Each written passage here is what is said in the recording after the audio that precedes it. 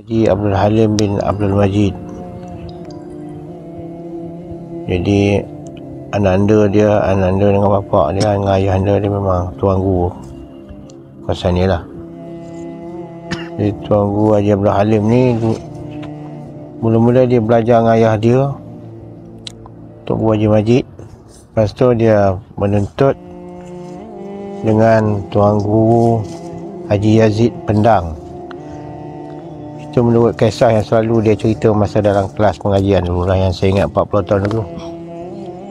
Saya belajar dengan beliau ni dekat tobik yang ada dalam kitab yang saya catat tu tahun 84 saya masuk pondok beliau. Dia tunggu ni dia belajar dengan Tunggu Haji Yazid Pendang 5 tahun. Lepas 5 tahun pondok Pendang tu lah. Tunggu Yazid ni musuh lah. Tunggu Haji Yazid ni dia murid kepada Tok Kenali.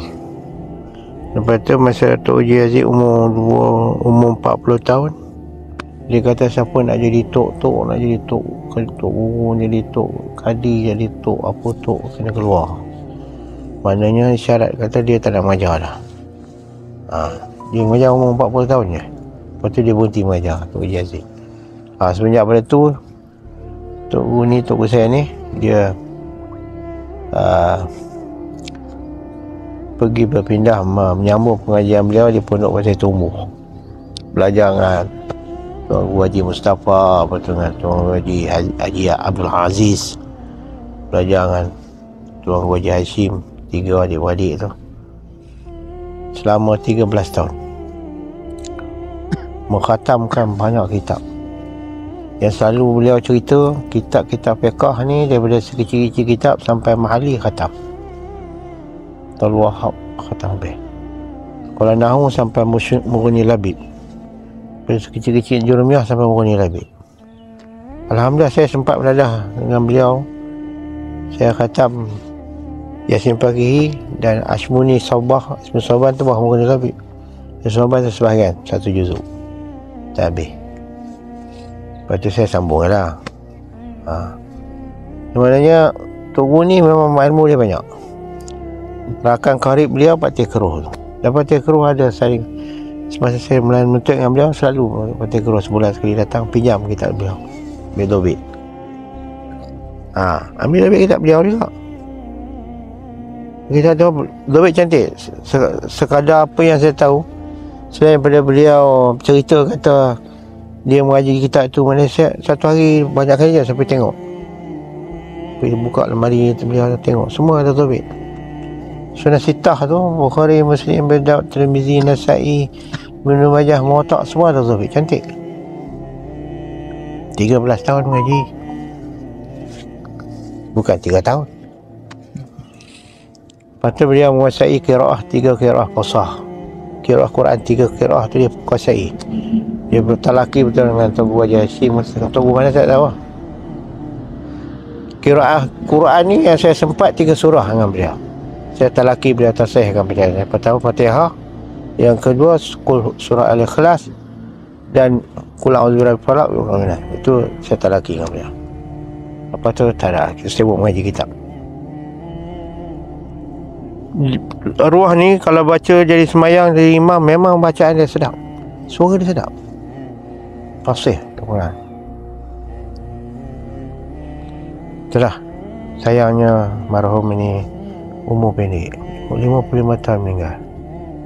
Saya sempat menuntut 3 tahun, walaupun 3 tahun setelah saya makan super 10 tahun. 3 tahun macam 10 tahun, mungkin lebih lagi.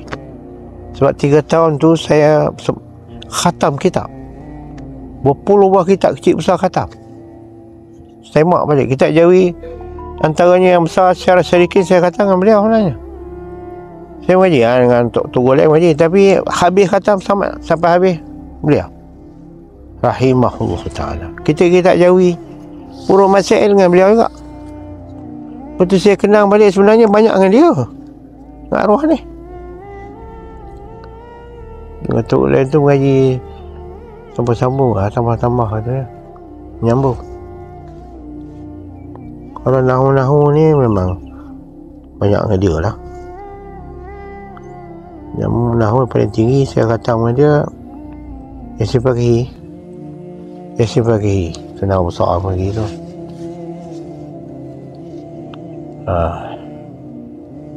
Betul, kawan-kawan saya pun sama, tapi siapa yang boleh tu saya tak tahulah. Yang saya dengar adalah seorang dua yang boleh. Sebab beliau kebanyakan baca kitab tu seperti seolah-olahnya daurah lah, membaca secara daurah, tapi tahqiq ada dhabit, bukan baca kosong lah, baca tradisi. Talaki betul lah. Jadi itulah, ini kisahnya perjuangan seorang ulama. Dia ibaratnya kata orang dulu ni, kalau pokok tu benih dia daripada banyak-banyak sebutir jadi pun tak apalah. Pokok nyo tu sebutir je yang berenah jadi, apa nak sambung, sebutir dua pun dah cukup. Kalau riwayat ulama dulu, Imam Nawawi dia murid seorang je kepada Ibnu Malik, pengarang kitab Alfiyah. Mata Alfiyah tu murid dia yang betul-betul seorang je, Nawawi. Maknanya butir sebuah je, butir. Jadi mudah-mudahan Allah Ta'ala rahmat, ampunkanlah segala kesalahan, kekhilafan tuan guru kita.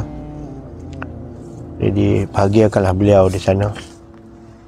Mudah-mudahan diberkati ilmu beliau yang beliau pernah sampaikan itu, dan beliau redailah semua ilmu-ilmu yang telah kita semua menuntut dengan beliau. Allah Ta'ala lapangkanlah hati menerima apa juga kesilapan kami dulu masa belajar. InsyaAllah Ta'ala. Assalamualaikum warahmatullahi wabarakatuh. Bahagia apa sana. Kami doakan, mohon barakah